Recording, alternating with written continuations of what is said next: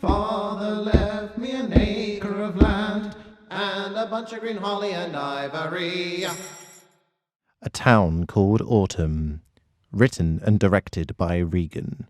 This is a production of Regan's Voice. A deep and all-body-consuming yawn marks the end of my night's rest that would have been a heart-sinking 5 minutes before my alarm went off had it not been my day off. I stretch out my maroon arms towards my ceiling and the spaghetti junction of yarn suspended above me. Of course, there are the tasks of the day. However, since my last day off left me so badly maimed, I would definitely appreciate a day's activities that are relaxing and perhaps even educational. There is the choice of the town's museum, the town's tour that I have been dragged on by my mother more times than I care to admit, or possibly even the tropical greenhouse owned by Mr. Evans. The sun today is hidden behind dark clouds that makes it feel almost like dusk, and as I open the bedroom door to the hallway, I am admittedly taken aback by not immediately seeing at least the shadow of my mother on the table. Instead, I can see a small pile of soil, and then more soil, strewn across the kitchen floor. I swallow a dense ball of saliva and start to creep down the hallway. Had someone broken in and done something to Mother in the night while looking for valuables?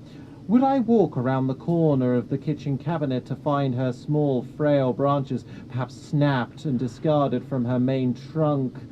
We are miles away from any major medical center, and I have no experience piecing someone back together, at least not those who are not already long since gone. Halfway down the hallway is a set of ornamental morning stars attached to the wooden paneling of the wall. Using the sharp points of my claws, I'm able to unscrew the top 4 screws from the support bracket, leaving the bottom ones in place, and dropping the 4 screws into the palm of my hand. Should someone with ill intent still be here, these screws could be instrumental to blinding the individual.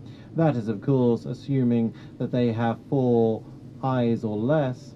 I swiftly round the corner into the kitchen to find, to my great relief, that my mother is fine. She had clearly been attempting to make her way across the kitchen to a pile of old paper advertisements on the far side, masterfully dismounting the table and rolling herself in her pot in a curved motion across the flooring, only spilling soil from her pot as she went. I can see she has used one of her stronger branches to part the top few papers to reveal a pamphlet for the Treacle mines. But of course, how could I forget? It is said that mines span most of the British Isles. However, lesser-minded mining groups don't even bother to map them, believing their golden bounty to be worthless and an inconvenience. Not here. However, you must not dive too greedily into the seeping walls, for if you do... I gather with a group of just 5 outside the mouth of the cave, a family of 3, 2 adults, along with a wide-eyed little one that could not have been older than 5. One rather distinguishedly dressed individual in Victorian-era clothing, top hat, cane, and no face. And lastly, the tunnel guide. Hard to say if she purposely dressed this way to try and replicate the appearance of those who used to live in the tunnels, or perhaps if this is simply how she looked. And that's okay. A green set of dungarees made out of a thin material, similar to that which rain mats are made from, and it would appear nothing else. Her feet exposed to the elements are black and blue, where presumably she, over time, had taken small trips and tumbles, and what I was looking at was a continuous set of bruises. Seeing that I had arrived, and content with the size of the group, she indicated it was time to enter the tunnel, with a series of yelps and yapperings, common for those who feel near or live in the caves. I have to crouch down as to not have my head judderings, or indeed those from my back, scrape and snag on the jagged cave ceiling. The light from the entrance started to fade around us as we each sparked up a lantern we had all grabbed from the reception area. It was not long until we started to see the cave walls changing, only slightly at first. What looked like almost golden veins running through and over the rock itself, and peering closer I can see myself reflecting in it. It was announced to us that we would soon be reaching the main audience chamber, and I did wonder what she meant by that.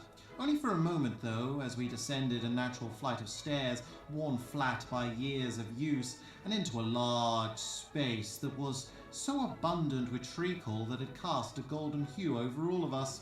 And there, suspended in the treacle, were people.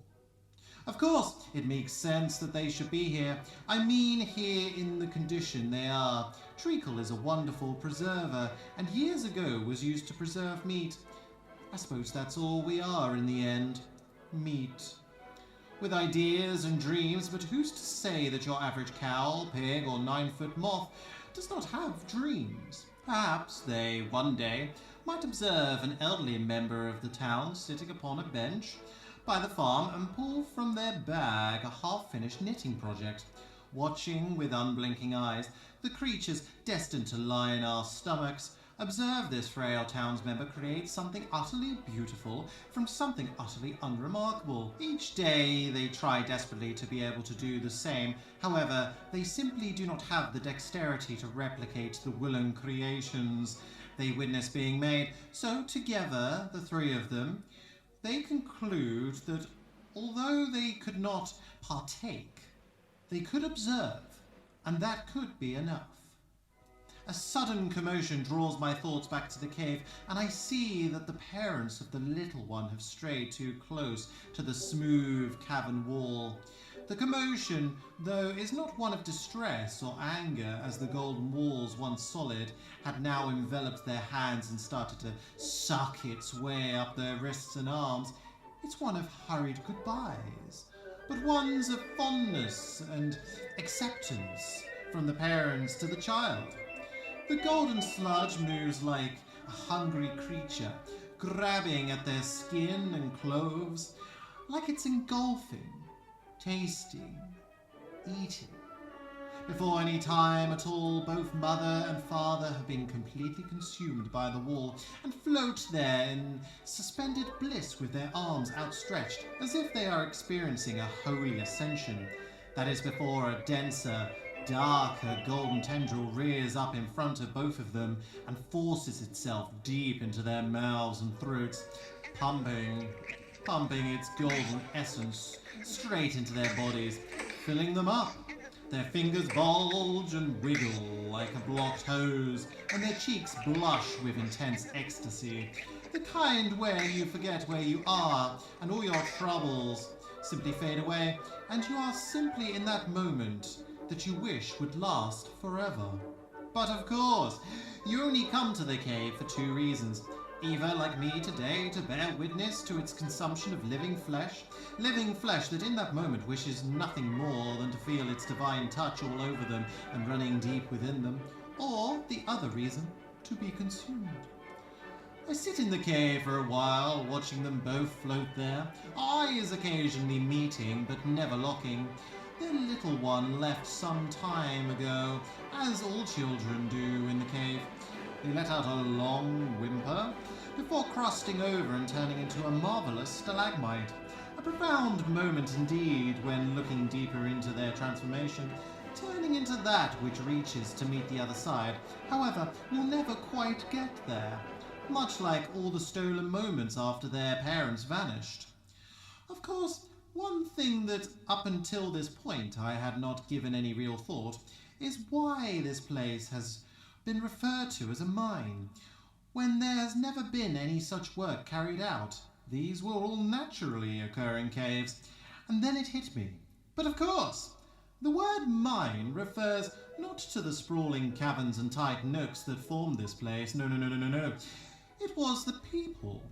I arise as this revelation strikes me, and meet face on with the recently consumed mother, small air bubbles floating around her hair and face. Yes, as the golden mass pushes itself into them, their insides are rearranged. That which can be removed while keeping the hosts alive, all the cancers, all the excess fat, all the luxury products, and surgical implants, or removed to leave behind the purest form of person who hours ago had entered. The perfect gem, you might say. I trudge home, not from any maddening desire not to return, but wishing to remain with my thoughts of the day just for a little longer, knowing that once I walk through that door, my mind must in part be diverted to other things. I feel that is often the issue with many who slide through day-to-day life, not taking that time to fully sit in a moment that sat so incredibly in amongst the ordinary. Even something as simple as taking a slightly longer route home or walking that bit slower can make all the difference. A thought that seems all the more important as I thoughtfully travel over our acre of land. You have been listening to A Town Called Autumn, Episode 4, The Treacle Mines, written and directed by Regan. This has been a production of Regan's Voice.